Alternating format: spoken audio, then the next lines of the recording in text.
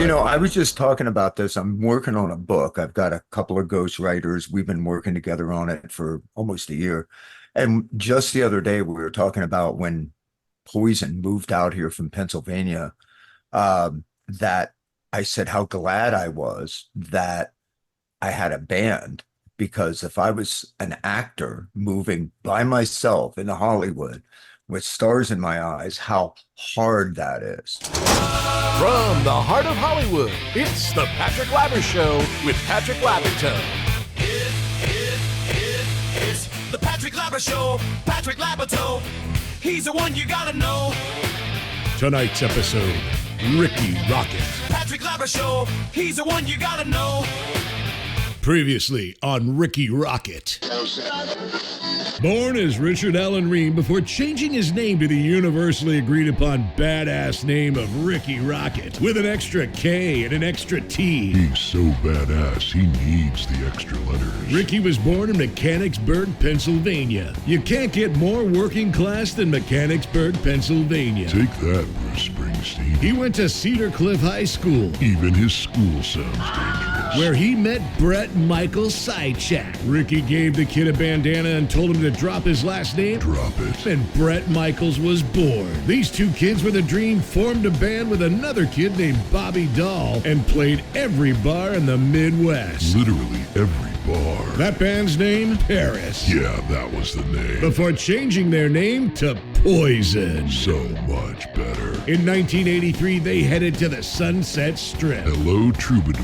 where they said no to Slash, yes to CC DeVille, and became legends. The band's breakthrough album, the multi-platinum Look What the Cat Dragged In, was released in 1986, followed by Open Up and Say Ah, which was certified 5 times platinum in the U.S. 5 times platinum, mother truckers. Their hits include Every Rose Has Its Thorn, #1 on the Billboard charts. Talk Dirty to Me, Top 10. I Won't Forget You, Lucky number 13 on the charts. Nothing But a Good Time, Another top 10. Your Mama Don't Dance, Top 10 gold record. Unskinny Bob, Top 10 gold record. Something to Believe In. Top 10 gold record. You getting the point yet? The band has sold more than 15 million records in the United States alone 15 million. and 50 million albums worldwide. 50 million. Rikki is an avid motorcyclist He likes things that go vroom. and is vegan. He's so badass he doesn't need meat. Most importantly, he's a dad. Aw, but he's also sold millions of records and is world famous. Ladies and gentlemen, the one, the only Rikki Rockett. Nice job. Thank you. Okay, hey, we are here with rock legend Rikki Rockett. He is the drummer and co-founder, of course, of Poison, one of my favorite bands, and most likely one of your favorite bands. Welcome, Rikki. Thank you so much. Thanks for, well, I'd say having me, but I'm here. You're there. Yeah, So I'm not hosting really there. anything. But no, thank you. I know you wanted to make this work for a while, and finally we did. So Now, it's really, we don't have a history, but of course, everyone watching has a history with Poison. And that's really kind of what's interesting, is that you're in this band that everyone knows, but, your interactions with people are, they're varied. Sometimes it's in a stadium, sometimes, it's in the grocery store. You don't really know.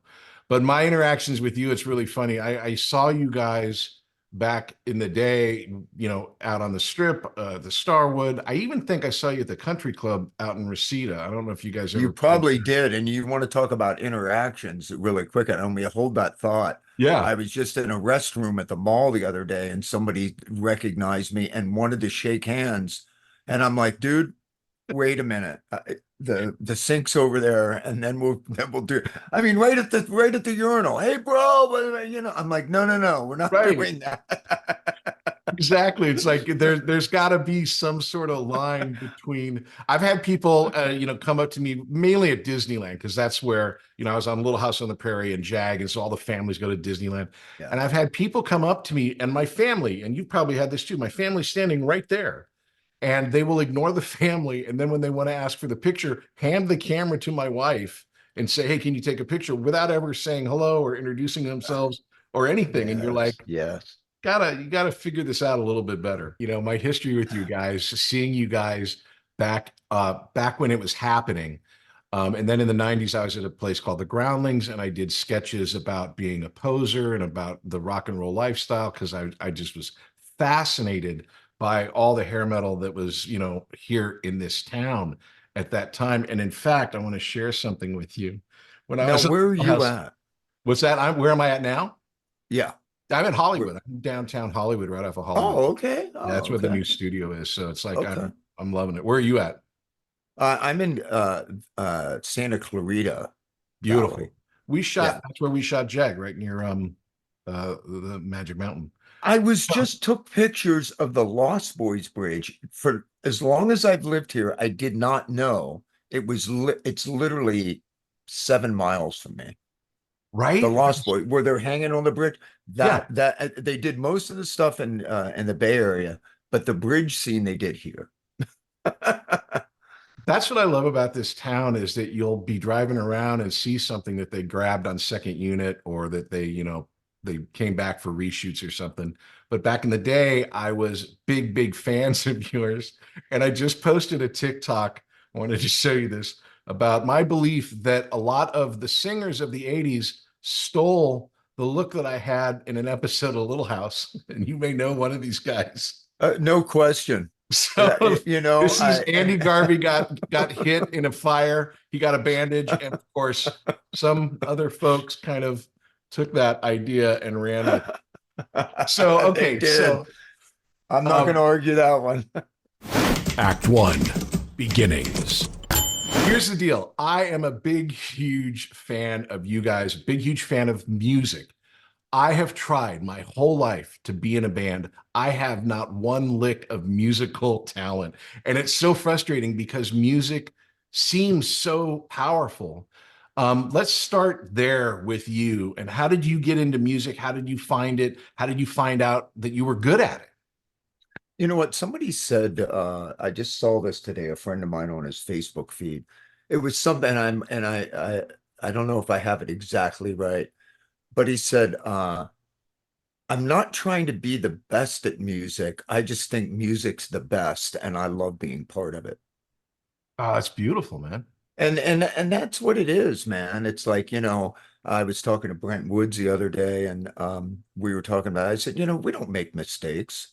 We just change our mind a lot.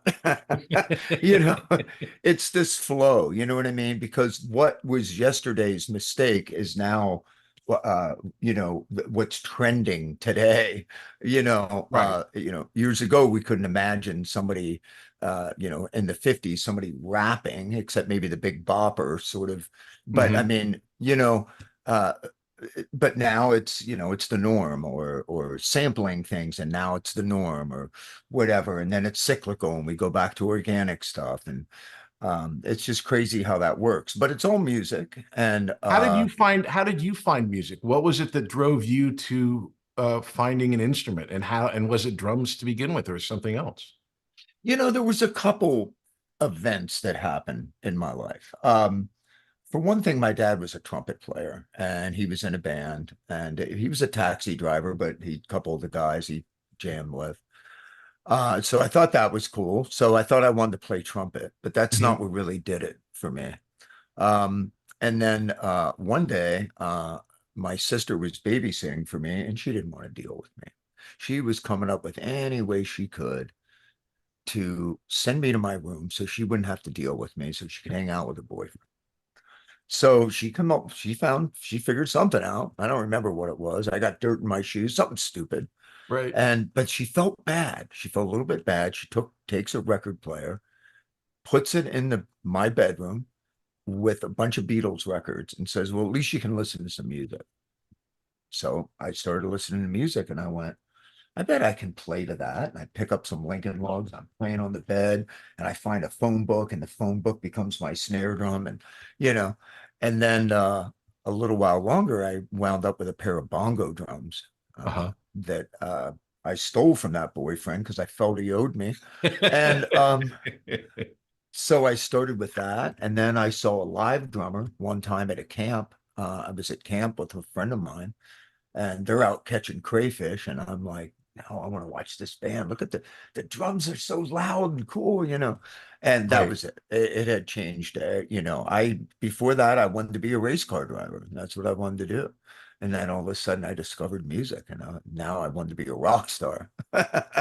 As we all do at some point, but you actually got there, which is amazing. So you've got this love of music, and it was you and Brett in Pennsylvania, right, that started the band. So how did that Yeah. come about as far as just were you guys friends and said, let's do this?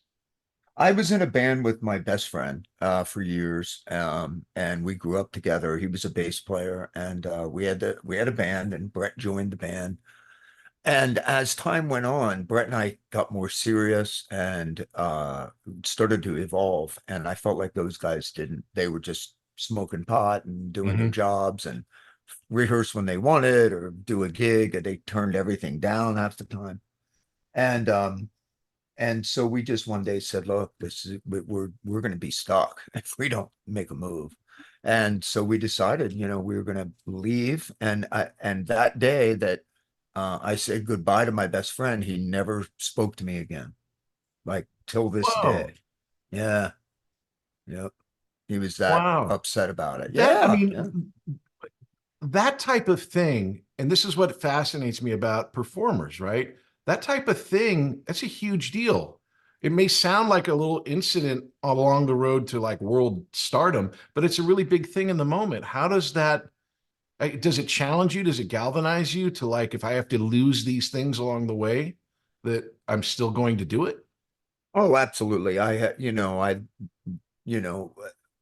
I feel like I wasn't able to have a normal relationship with a girl for a long time because I was always touring, you know. I mean, God, we Right. got a record deal. I was 23 years old.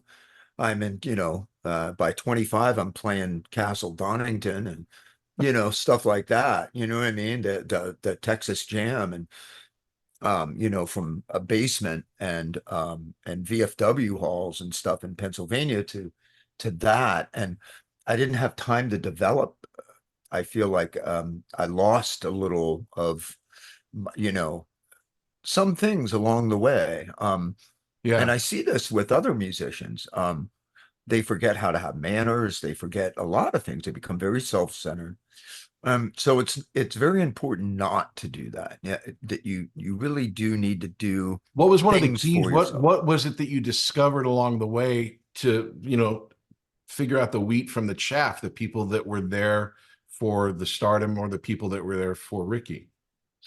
There was one time that, we were on tour. We had started to make a little bit of money, and Hmm. Brett and I went and bought these uh, I think Kawasaki 80 motorcycles that we wanted small ones so we could squeeze them, put them under the bay of the bus so we could Okay. ride dirt bikes. I mean, we grew up riding dirt bikes, right?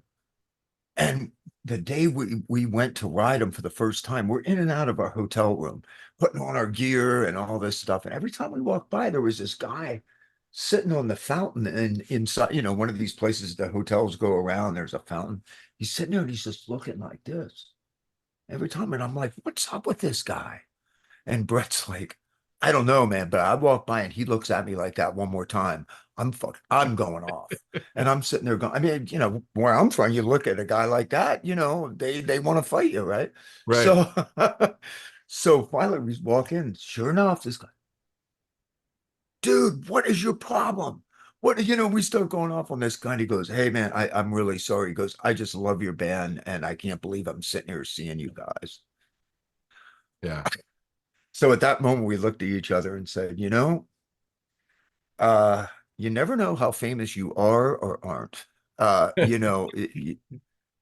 Because it works in reverse too. Let me tell you something. But so, and as I'm sure you know. And so I was like, if I'm ever rude to a fan, embarrass me right in front of the fan, and I'm going to do the same to you. Right. So we've always had a pretty good I feel like a pretty good handle on. I'm not saying I've never had a bad day or maybe didn't treat somebody the way they expected, but sometimes people expect uh things that they shouldn't be expect. They don't always understand the dynamic. You know what I mean? Like, Yeah. I'll give you an example. Like right before I go on stage, I wash my hands and I used warm water. It helps lube them up a little bit. Hmm. As I get older, arthritis, I mean, you want warmth, warm water, and it's nice and clean, and then the sticks don't slip out of my hands, okay? Because everything's nice and dry. Sure as shit, there'll be somebody that wants to shake my hand and they'll be standing out all day, sweaty, and do this with their hair and greasy. I'm like, I can't do it. I can't shake your hand right now. I'm like, what a freaking idiot. You know what I mean? I'm like, Right. And then of no, course no, no, Ricky you don't Rockett becomes the understand. guy that doesn't touch anybody and he doesn't like Yes. hands and it's a horrible Exactly. thing. Yep. But how do And you so, when you're as famous as you are, and especially during the period of time in the 80s and 90s when this was such a scene, and I believe, in my own opinion, it probably could be true, I don't know, that the videos in real life were kind of all commingled. That I just know I was here, I saw the scene, it looked exactly like it did in the videos. I can't imagine that there was too much of a line between that. So how do you know what who you're dealing with, or maybe at that point you don't care, but how do you know when you're looking for someone or looking for a relationship or even a friend, it doesn't have to be a girl, that it's for real? well, we've always been keeping it real, bro. Right. And how do you, but No, you, I believe you. I know I'm that kidding. you have that little thing inside of you, but how do you know the other people that are on the outside? How can you You, feel? you, the truth is, you really don't. I think you get better at reading people over Uh-huh. time. And but there's times where I mean, I even say this about, like, I love our road crews. When we go out with road crews, we're like a big family. Yeah. But make no mistake, when the tour's over and the money's done being doled out, they go to another tour. Okay. So Right. we're a family while everyone's getting paid. So who of that group are really truly your friends? Well, there's always a couple that will Hmm. surface, stay in touch with you, be your friend. I'm just giving you an example. Sure. There's a lot of we haven't, toured in 2 years now, since the stadium tour. We're probably going out next year. But I don't get as many invites to things. There's not Mm. it's just funny how that works. And Yeah. so you don't always know, you don't always know. Well, going back to when you got here, you were mentioning a little while ago about your experience about the idea about being an actor in Hollywood versus being a musician. What what are your thoughts on that? How does that? What were you thinking about when you moved out here? And what form? What was the? I should ask. I should restate the question. What moved you Is that a guys to Los one? Angeles? Because it's a really difficult move. It's a big move. And Huge. what was your experience? Yeah, it was crazy. It was one of those things where it was culture shock for me. I was born and raised on the East Coast. I never knew anything else. Nothing. Yeah. I'd never traveled to California. The furthest I went south was Maryland. You know what I mean? Uh, it's I just wasn't very worldly. So it was pretty shocking at first. So it took me quite a while to get my sea legs when we got here. Hmm. And the week we got here was Gay Pride Week. And I'm thinking, does Hollywood look like this all the time? Like, I mean, Right. no, I'm far from a gay basher No, but we have whatsoever. West Hollywood A down here, and supporter, West but Hollywood is the epicenter. And at that time, it was a really new type of experience for the whole nation to see a gay pride parade or whatever. And it was a yeah. big deal down here. And if you don't know the topography, Sunset Boulevard sits up here, and then like down the hill is Santa Monica, which is where West Hollywood is. And so it's all commingled. It's very, very close. So I Well, can it's a gay imagine. mayor, Yeah. now. And so it's normal. But at that time it wasn't. Right. And people were having to fight even harder than they are now, I feel like. Hmm. So they were, the more repressed somebody is, the more over the top they get, you know, which is probably why we were over the top, because when you were from a steel town, You know, you should be slugging it out with the rest of everybody, not playing, not dancing around on a stage. You know. Well, this brings me to my other question, which was of all the hair bands, and I use that term lovingly because seriously, I love the music and I love the look. I think that Poison had it down the perfect. I think you guys had the look down right. How did that come about? Was it, and I ask it from an acting point of view, I would say that actors create characters, and I would maybe say that musicians create personas. How does that, is that ring true to you, or where does the look and the feel of your band come from? You know, we grew up loving bands like the New York Dolls and David Mhm. Bowie and Aerosmith and Van Halen and Kiss and all that stuff, right?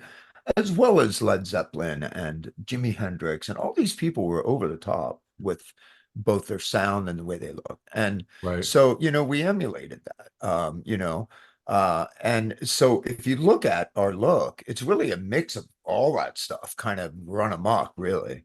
And at that time, like tight pants were in favor, so we went with that, right? But Right. everything else was sort of gypsy, a lot of armbands and scarves and more Sure. that Aerosmith kind of thing, I feel like.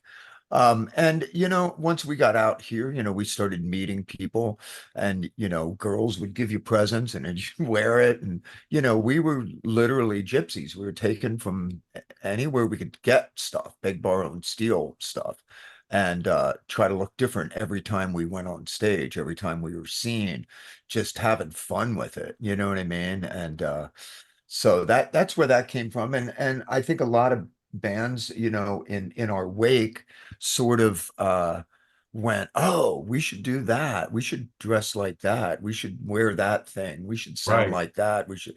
And so it became derivative. And this happens. I'm not saying that every band was derivative that was around when we were, but a lot were. And so that when the baby got thrown out with the bathwater, that was us. You know what I mean? For a minute there. But Yeah. I think we rose back to the surface because people realized that we meant what we did. We didn't go back on our word. In other words, we didn't suddenly put out a record where we looked grunge or something. You know what I mean? It was Right. like Yeah.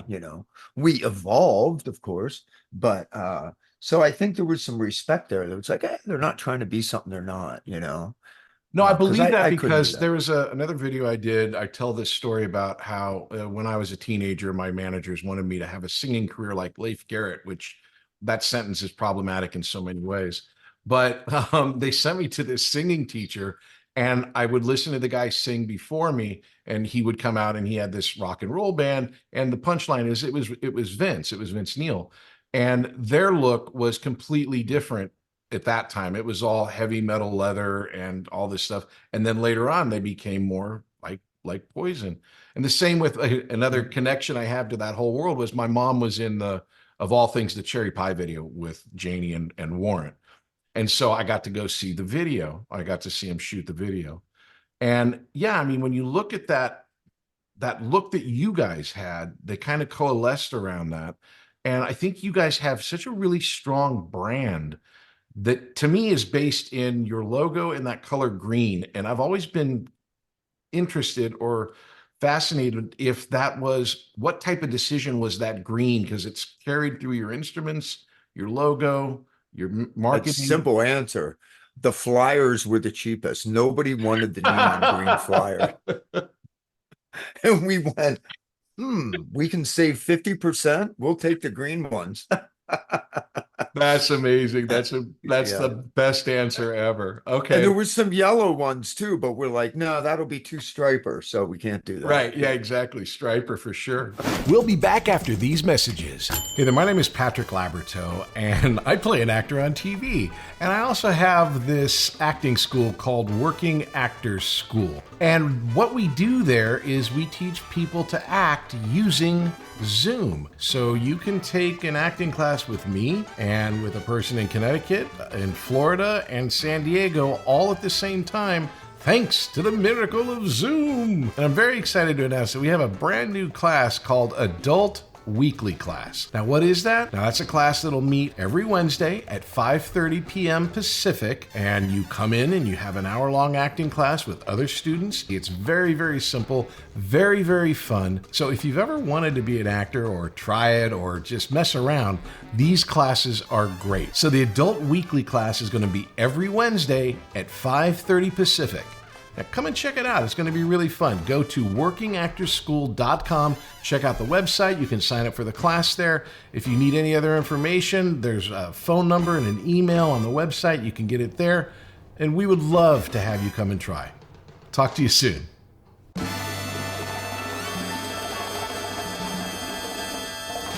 Act 2, Success.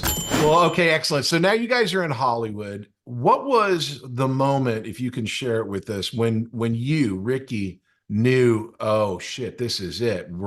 We did it. We're here. We made it. Not made it to Hollywood, but like you've made it in the business. Okay, so there was a moment.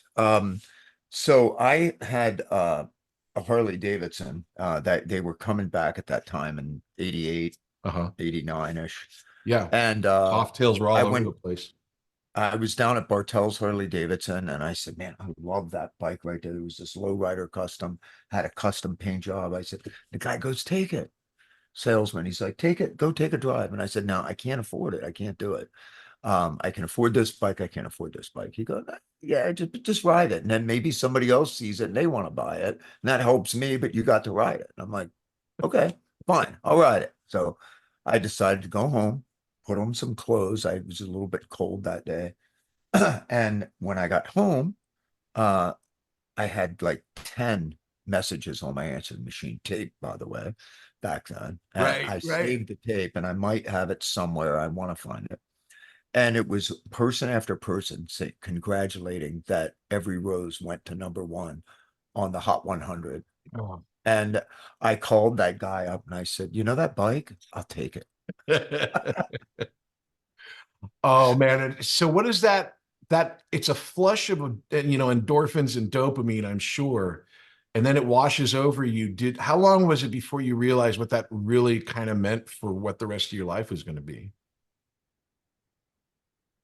It got a little bit tainted because just only a couple of days later, our security guy, Chemo, passed away. And yeah, so it was very, we didn't get to enjoy the #1 the way we really could have, unfortunately. Give Me Something to Believe In was kind of an answer to that song, to wow. that So that's whole- why it kind of resonates, because it's from a real honest place. Yes, yeah, we talk about him in that song. One of the verses is about him. So when you guys go ahead.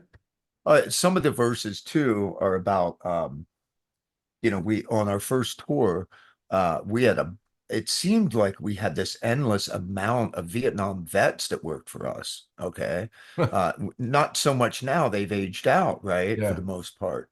But at that time, our road crew was a lot. Our lighting guys, some of our set carpenters, stuff like that. One had Agent Orange and dealt with it all the time. Oh, wow. And back then, you're in the same buses and, you don't have all this separation. You're right with everybody. And to hear everybody talk about what they're, struggling with some of the PTSD and things like that. That's kind of what sparked us to write that chunk of Something to Believe In. That piece in there was really important. That's interesting when you start talking about the creative process, because as actors, you pull things from your own life that aren't your complete life. You create a character and you pull something that's like that character and put it in there. And people always ask you, oh, so you're exactly like this. And I would imagine it's the same with you. Like when I think of a rock star, and I think of the bus, and I think of the tour and all the tour videos that show us exactly what it's like, and the girls, I think that's real. I think that's part of what happens, but it's not the real reality of the day-to-day. The day-to-day, it's a job where you have, you go to eat lunch and you eat lunch and then you rehearse or you do the show. There's a lot of things that happen. what to you would be, I think, a surprising reality that people don't understand about touring? I like touring, quite frankly, but at the beginning when everybody's, in the same vehicles and you're that close together all the time, you're always looking for space, your own space to just put your clothes somewhere or whatever. It's something not get messed with that's yours. Yeah. And that's hard at the beginning, because you're all in confined areas again. um, when we were out on the stadium tour, we kind of went through that again, and people are like, "What? A stadium tour?" Stadiums are not set up for rock bands. They're set up for two teams, and the two teams were Motley Crue and Def Leppard, and so we kind of got the leftovers, right? So the Yeah, dressing I'm rooms sorry to were interrupt you though, small. but I saw that at SoFi, which I labeled lo-fi because I think the sound there was like horrible, with the exception of one band. You guys, I don't know what you did differently, and I'm really not, customizing this to kiss your ass through the whole thing. But of all the bands that played, I think Def Leppard sounded great, but I think you guys sounded the best, and you You know sounded what? There's the two best. reasons for that. One, we have a great sound guy. I mean, Oh, our front of house guy is, I love the guy. Mike. And the other part of it is that we don't play as loud. Like when you hit 115 decibels, okay, hmm your hmm ears, it breaks up. It's almost like, I mean, you listen to speakers and you turn them up too much, it starts to distort. Your ears literally distort at a high level. And so when a band's too loud, it distorts. It doesn't, there's no clarity. You don't know what you're listening to. That's exactly Um, my experience there because I couldn't hear anyone. I could hear every word you guys were saying and singing, but I couldn't with the other bands. Joan Jett was great, but I mean, the other bands, like you're saying, that I didn't even think of it. They just had it up too loud. Yeah, I mean, I think, some of these bands that will like have an opening act and say like, "Hey, let's screw them, let's turn them down, let's not give them as much volume. Doing me a favor." But in our case, we kept it around 108 decibels, and literally that's like the threshold where it's loud and you're part of Uh-huh. it and you feel it, but you're not distorting and it being a headache. You know what I mean? Yeah. And I think that was it. Well, honestly, you could hear and there's not that much up on stage. If you think about it, you have one big guitar, one bass, Right. drums, background vocals, and we have a keyboard guy out with us that helps out fill in a little bit when Cece takes a solo or some of the Mhm. things that we've written piano parts for. But that's it. It's very clean. There's not a lot of stuff going on. Well, let's So talk I think about the that's a other big. aspects of the performance when you're on the road and when you're performing. Aside from washing your hands, which is fascinating, do you have any other? No, it truly is because that to me is an inside to a musician or a performer preparing, and that's something that you've discovered over the years that makes you a better performer. Do you have any other hobbies, habits, or traditions that you do to get ready for a performance? Habit. Yeah, no, I'm kidding. Uh, You got yes. your nun habit on in the background. I have OCDs, so it's a Oh, flurry okay. of OCDs before I go on stage.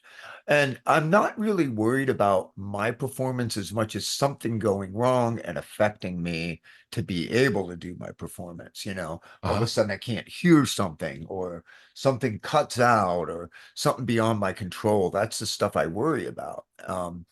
And but yeah, I mean, sometimes I'll tie my shoes twice, things like that, or Uh-huh. that sort of stuff. So Or you're I basically have to getting go yourself pee. mentally to that level where you're able to give a performance. It makes sense. 2 minutes Clearing the before I deck. go on, I have to go pee, whether I have to or not. I hear you. I don't know if you've heard this Steve Martin quote, but there's this great quote, and I'll read it. It says, "Anyone can be great. There's always a night when you're on it, but the next night when you don't have that hot audience and you've just got to be good, that's the hard part." How do you guys deal with having to be good every single night? What is it that how do you deal with that? I mean, because That this is what makes music and bands and live music so important, or so, I don't want to say important, so magical, is that and this is why I don't like pre-recorded shows. A lot of pre-recorded stuff is not my jam. It's just not. Hmm. I'm not knocking people that do it. It's just for me, it's not the magic for me Hmm. because yes, you do have nights where not everybody's on. You're trying to get the chemistry of everybody to be at a level. And that's what professionalism is. As you know, you need to turn on the acting switch. No matter what's going on in your life, when the director says, hey, you need to hit this mark and you need to do this, it's like Hmm. everything has to disappear and Yeah. you got to give it your all or you're going to blow the shot. It's the same thing with all of us go on that stage and we're like, we're going to give it all, our all. We're going to focus. What's that mean? It means I got to remember the tempo. I got to remember what his part is. I got to remember my part. I have to remember to flow with the audience. I have to remember to not go too crazy and burn out. Pace myself. I mean, there's all these things that you got to remember, right? And it's just over time, you just get good at those things and you don't think about them as much. And I can tell when Cece may be having an off night and what I need to do to maybe make that work. You know what I mean? What Or, can or, that what or what type of thing would that be? The way that you're playing or how aggressive you're playing or however. yeah, like for instance, there's always something in a song where it's like no matter how many years you play it, as long as you're thinking about it, you nail it.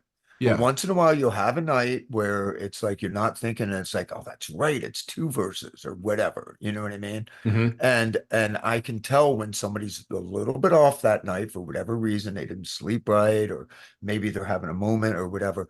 And that's when I'll overplay a spot, let's say, To wake them to up. signal them, yeah, Uh-huh. hey, Yeah. this is or hey, this part, something like that. And the audience doesn't know. They just think, oh, look at the goofy, guy acting like a monkey over there. Um, go back to the top, or whatever. We have all these signals. So, there's those kinds of things. And that comes with being together for a long time. And you can get a group of really good professional musicians together that have played for years and years, and they get together separately and they still don't have that chemistry because they haven't done it together. They're Right. great individually, and they can play it by rote, but there's this magic, this chemistry that happens. You see that with the Rolling Stones. You see it with certain bands like that. Well, I was It's a going to real ask, that was thing. literally my next question, which was the famous story. You guys tried Slash out, but he wasn't the right guy. CC came in, he had the right chemistry. So, talking about that chemistry, is it something that just vibes and you go, yeah, these are the guys that are going to play this music with me? How does that work within your band? I don't know why it was obvious to us that CC made more sense than Slash. Hmm. Um, but we had known him, we liked him a lot. Our old guitar player thought he was the right choice, and he wouldn't have been wrong, but we get two really cool bands out of it, Guns N' Roses and Poison, right? Yeah. Where would Guns be? Where would Poison? Maybe we would have dissolved, maybe we would have fought, maybe we would add something really different. Who knows? There's just no way to know that. But Well, from the um, outside point of view, Slash is very laconic. I mean, his playing is obviously he's talented. I love his playing, but CC's a performer in a way that Slash isn't, and I think Poison is a performer in the way that Guns isn't. So yeah, I from the agree with outside, that. that's how I kind of feel about it, but I didn't know if on the inside, because my next thing here is like when you guys are a band, right? Which you are, obviously, you're dealing with three other guys that have control of your career and you have Yeah. control of their career. What is the dynamic there on the not business, not money or whatever, but like creative, and how do you guys figure shit out? I mean, as far as like songwriting goes, okay, let's just compartmentalize that for a Yeah. second. We still to this day set up like a garage band, and we write the soundtrack for our live show. That's how we look at it. Oh, that's a What great way to state that. it absolutely is the truth. And so that's how we write, just like a basement band, like we always did. Um, but we're not infallible with each other, that's for sure.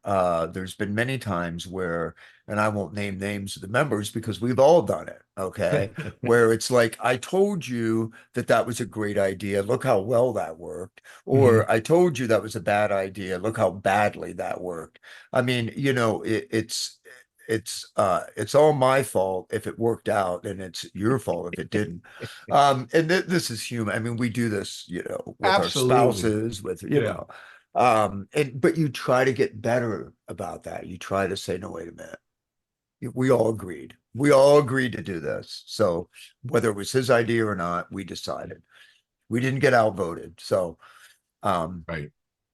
so you try to keep your head on like that. Do I you really feel that you believe guys have defined roles within the band? Like, do you define yourself as the, blank guy and, Brett's this guy? I don't want to give labels in case it isn't, but do you feel Well, like because there each, isn't any. The labels okay. would change daily, Right. literally. Now, some of us, like Bobby's really good at business stuff. I'm pretty good at the marketing end of things and stuff like that. Mhm. But, we all take different roles at different times.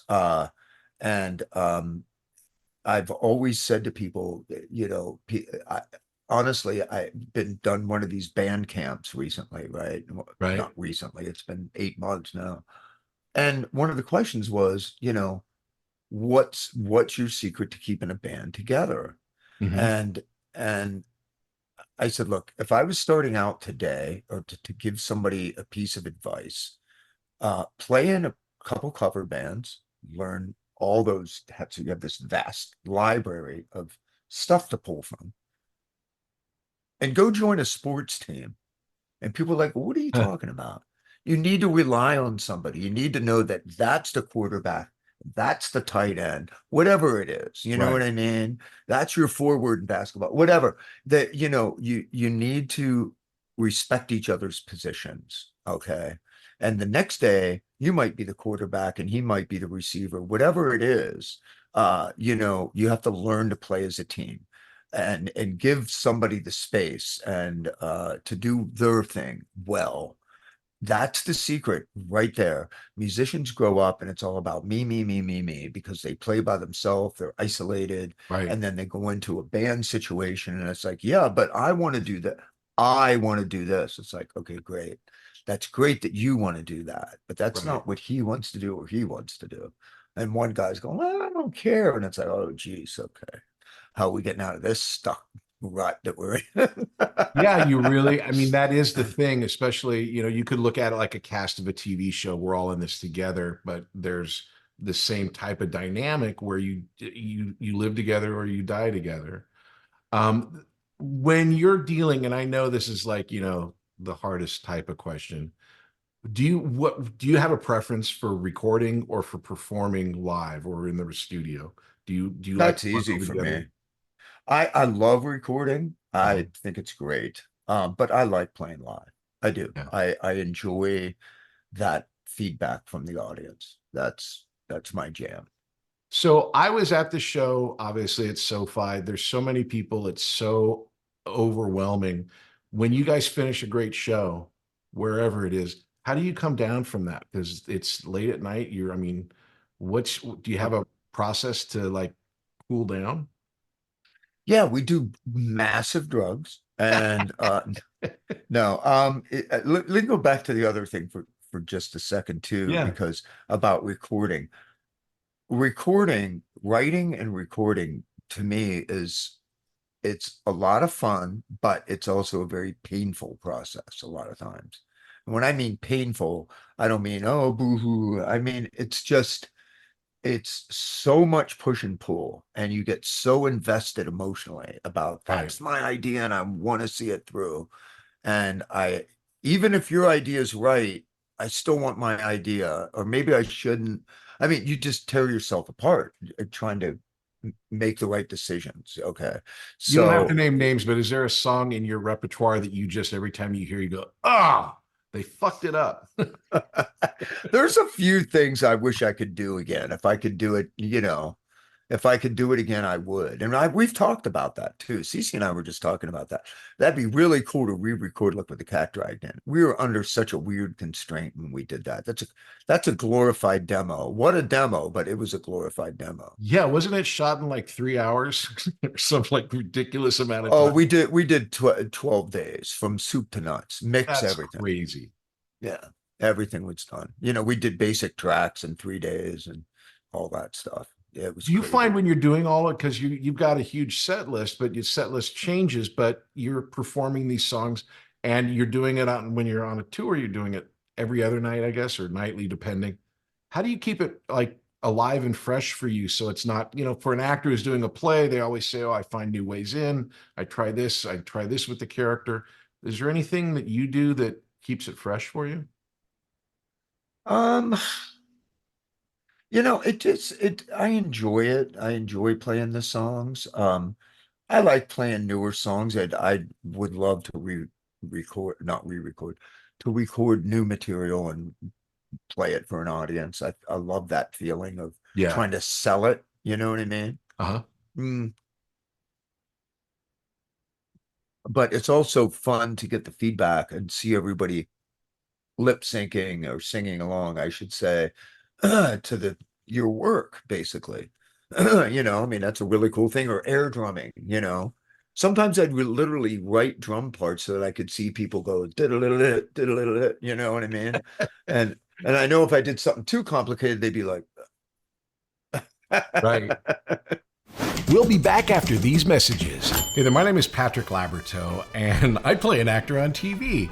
And I also have this acting school called Working Actors School. And what we do there is we teach people to act using Zoom. So you can take an acting class with me and with a person in Connecticut, in Florida, and San Diego all at the same time, thanks to the miracle of Zoom. But we also teach kids. We have a great class called the Youth Weekly class that's every Tuesday at 5:30 p.m. Pacific time.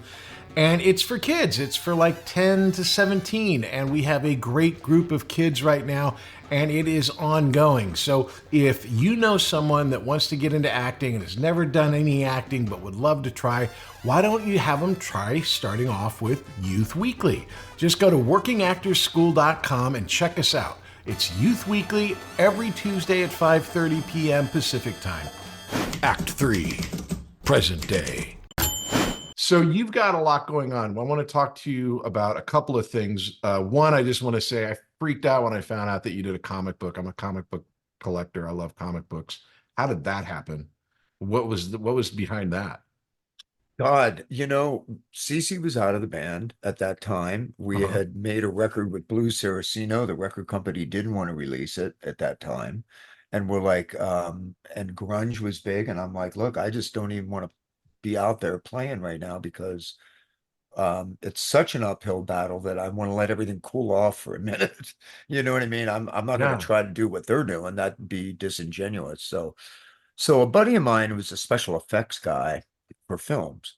Uh-huh. And he was also a really good artist. And he goes, I love comic books. I've always wanted to do one. I don't have a movie for 3 months. And he said, let's do a comic book. Let's see. Let's just try it. And I said, he said, just be one of the co-writers, me and you'll write it and I'll illustrate it. And so we did that. And then I decided I wanted to learn how to color. And my first time I tried it, it was terrible. I looked like crap. And then we got involved with Rob Liefeld from Image Comics. Yeah. And he gave me one of his best colorists, and I sat down and learned from him. And a couple of the other guys, Dan Kemp, and one of the guys passed away now. But so I learned, all that from those guys, and I got pretty damn good at the coloring. I And was going to so say, not to lick your boot here, but for a guy that like, oh, and he did a comic book and he was the colorist, I'm looking at it going, that's not, it's really good. It's not like you just slapped, four colors on the page. no, yeah, Nice it's job. it's rendering, it's work. I mean, I was I was lucky to I was up to at the end 2 pages a day, maybe 3 on a really good day. And it's That's a really 30 good. page comic book. So Yeah, but that's, that's really good. I mean, considering, because again, it wasn't like a four color comic. It's a really beautiful piece of work you guys did. thank you. Yes, it takes a minute. I mean, people will be like, "Hey, don't go outside of the lines." It's like, no, you don't even understand what's involved in this. Now, there's some old school colorists that used to do stuff with pen and ink or paint brushes and stuff like that. Sure. And I mean, it doesn't look anything like it does today. Today, it's just No, there, I freaking literally think over the the process top. was like a 3 or 4 color process versus like what we can do digitally now. And then what you guys did with the, your renditions and your coloring and your shading and everything was just, I mean, tits. You mentioned earlier about getting the right size bikes to go under the truck. You've been riding bikes a long time. And that came from like your childhood, just riding dirt bikes out back and just the love of going. Yeah, my dad had a motorcycle, and so I wanted a motorcycle when I think I was 12. We bought a used mini cycle, Yamaha Uh-huh. 60, and I had to pay it off with my allowance, and I just drove the hell out of it. Yeah. And then even when I grew out of it, I still rode it. But my money started to go towards equipment then, you know what I mean? And Right. I didn't buy a motorcycle again until uh we came back from our first tour and had a little bit of money. And so because I wanted a car and a place to live first, obviously. So then the third thing was I'm getting a motorcycle, you know. So Right. I And did, so and I since haven't then, looked has back. it been like you obviously have a love of these bikes and you love riding? Do you have a particular uh style of bike or make of bike that is like your favorite? I love scramblers. I just Uh-huh. love my dad had a Honda 350 scrambler, so maybe that's why I love scramblers. Yeah. But it's still my favorite thing. I love adventure bikes. I like dirt bikes. I like robot. I mean, God, I like them all. But I especially love like the British cafe racers and that sort of They're stuff as beautiful. well.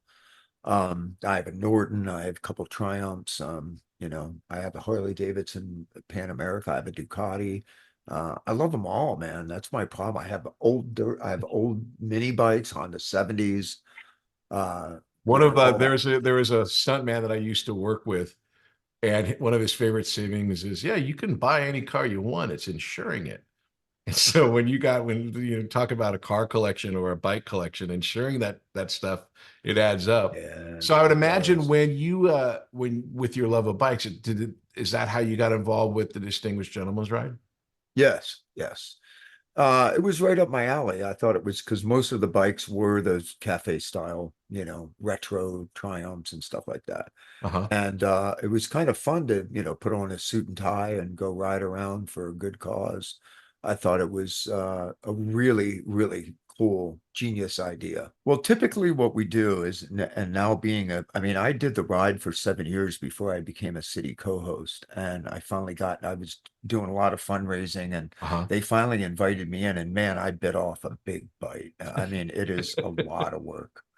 Some of these guys do more work than I do, and I'm just in awe of how unselfish these guys are about giving their time. It's So the crazy. basics of the idea here is you guys do a ride and you raise money. Is it per mile or is it just for you doing the ride for cancer help, right? No, so you're just sponsored. So you get somebody to Okay. sponsor you. And you do the ride and people sponsor you. And then that money goes to the Movember Foundation, which is for men's mental health and prostate cancer. Those are the two things that they In the description, you can go to this link and you can click on it and you can sponsor Ricky for the Distinguished Gentleman's Ride this weekend. I believe it's May 17th or May 19th. May 19th. May 19th. So I'm not supposed to give the details of the ride itself because we release that information 48 hours before the ride. And there's a reason for that. Oh, And that's it's kind of because cool. What's the reason? all the riders are sponsored, and so we only have room for certain amount of riders. So once that's filled up, and then a lot of people will hear about it and show up and like, hey, I want to ride. Why can't I? And it turns into a whole thing. So we started to be careful about that. Not that we don't want, there can be last minute registrations, but some people just try to sneak in on the ride for Right. and it's like, it doesn't quite work that way. Because everybody that's on that ride has worked very hard to get sponsored, and we want to make sure that, they have their space and their spot and all that stuff. But Well, we're going to end the ride at 5 o'clock. Actually earlier than that, 4 o'clock, but at 5 o'clock on Santa Monica Pier, I'm going to perform with the Rocket Mafia, which is my little side band. So come out and see that. that's awesome. So go see Rikki play at the end of the continent, right there at the Santa Monica Pier, with his band, and support the Distinguished Gentleman's Ride, which here's the information here. And you can click on this link down there and you can get to it.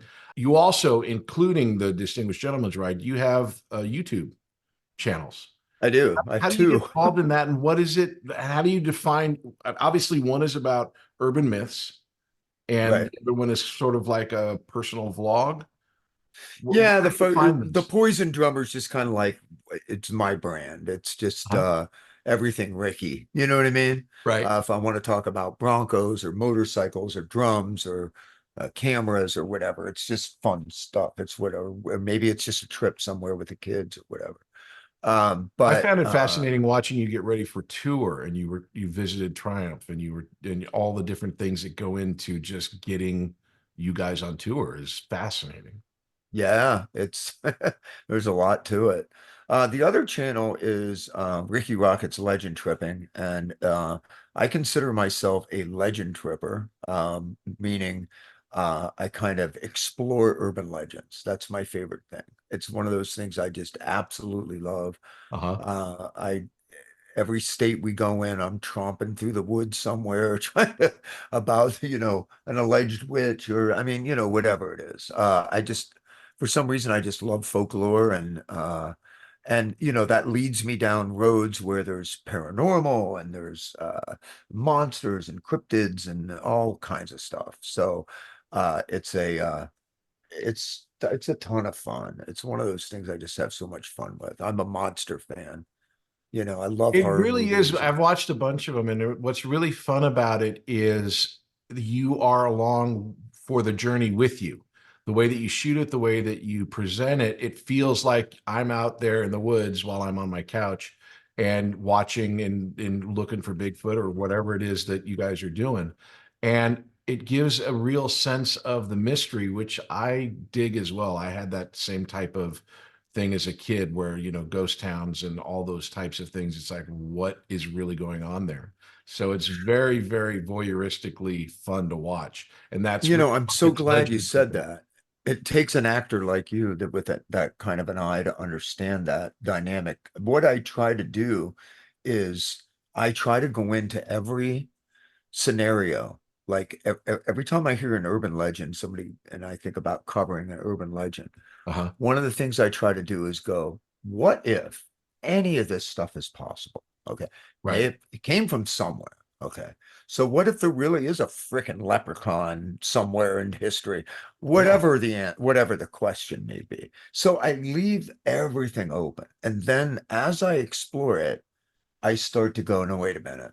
That's not checking the box. That's not checking the box. That guy never did die at this spot. So Right. where is this coming from? And some stuff is 70% history and some of Mhm. it's 2%. And I try to figure out what percentage is it and what drives it. You know what I mean? What drives some of that.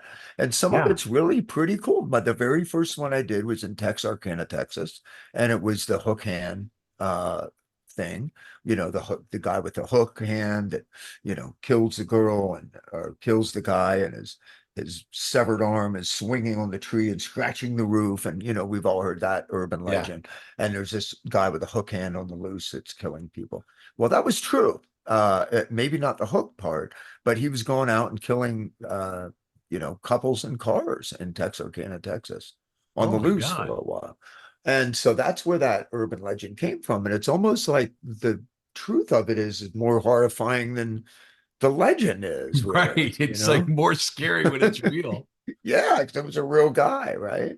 I mean, Texas Chainsaw Massacre. I mean, they're really talking about Ed Gein, right? Yeah, yeah. And Ed Gein was a real guy that would cut skin off and wear it, and stuff like that. So, yeah, there's some, and then there's mild ones, where, I don't really get into the kind of stuff where gang initiation stuff that if you flick your headlights, the guy will kill you. The stealing livers in Las Vegas and hoarding body parts. But there is some truth to some of that stuff, believe it or not. So Right. Well, it's a Wild West, it's the man. mixture that you came up with. And again, looking at it as a performer, I would imagine that like you say, you're on tour, you're seeing the country. Why not use that opportunity to check out these places that, interest you on a personal level? Like, I wonder what really happened here. And then to bring us along when you get to watch it, that's what's really fun. And I don't know if it's you, your crew, or whoever's doing it, but you guys have a real professional quality that allows for the story to be told in a way that is very, very right there and present. And you're very good, by the way, as far as a host to inform people what's going on, which is not, it's not an easy task. It looks easy when it's done right, but what you're doing and how you're involving the audience by looking in the camera and doing all these things which seem normal when you're watching it, they're not normal on the day. So I got a lot of respect for that. Thank you. Thank you. And by the way, I'm 90% of the time a one-person crew. That's Some actually more impressive. Yeah, I mean, that's it. These videos look great. You are doing a great job. So please check it out. Rikki Rockett's Legend Tripping. It's on YouTube. There's a bunch of them. You can scan through them, find the guy that you're interested in, the story that you want to watch. They're really, really fun. We'll be back after these messages. Hey there, my name is Patrick Labyorteaux, and I play an actor on TV. And I also have this acting school called Working Actors School. And what we do there is we teach people to act using Zoom. So you can take an acting class with me and with a person in Connecticut, in Florida, and San Diego all at the same time, thanks to the miracle of Zoom. Now, besides classes, I also offer a one-on-one session. It's an hour just between you and me working on a particular piece of material, whether it's for an upcoming audition or maybe you're working on something and you need to have that breakthrough moment. These are really, really fun, and they're really, really great because they're really personalized and intense in all the good ways that intense can be. So if you're working on something, if you want to break through, if you want to have a one-on-one session where you're not working with other people, this is the way to do it. All the information is in the classes page on workingactorsschool.com. Epilogue. When my book comes out, hopefully people will pick it up. What started the idea to write this book? Now, I've always thought about writing a book, but I could never get around to doing it. And these guys hit me up and said, "Have you thought about doing a book?" And I said, "Yeah, I've thought about it." Right. And they said, "Well, we can make it a little bit easier on you by helping you out."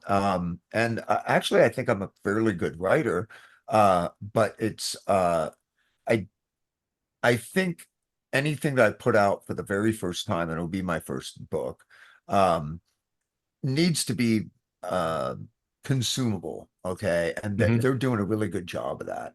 When I write, it's kind of hard hitting. It's almost like a watered down Bukowski. Like I'm, Wow. Okay.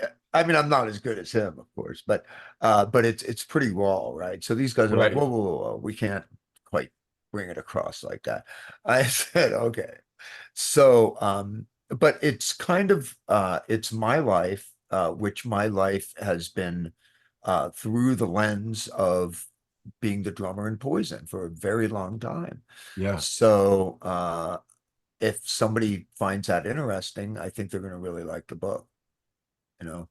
Do you let people in and know some crazy things that really are kind of have been kept secret? Not a ton of stuff. I just think there's stories that I would never come to light because it's just stuff that you know, like the very first girl I was ever with in the state of California. I was so excited to be with a California girl for the first time. Uh, passed out on me right in the middle of the act, And believe it or not, I know her still. We just talked a couple of weeks ago. So Hey, Rikki, I really do appreciate your time. I do appreciate your music and your work. I'm looking forward to seeing you you in as many well. different forms. And thanks again for the time, and thanks for hanging out with us for this show. I know you hear this all the time, man, but your band means a lot to me. But the music has been a part of my life since you guys started making it. And what I love about it is it's times and fashions change around things. I never stop listening, and it's no reason not to. It's really great music, and it's really great to listen to. So thank you. Thank you. I appreciate that. And I'm going to send my daughter there to get acting lessons. All right, man. You take care. Have a great time, and thanks again for your time. All right. Thanks. Okay. Bye now. Bye-bye. It's the Patrick Labyorteaux Show. Patrick Labyorteaux. He's the one you gotta know.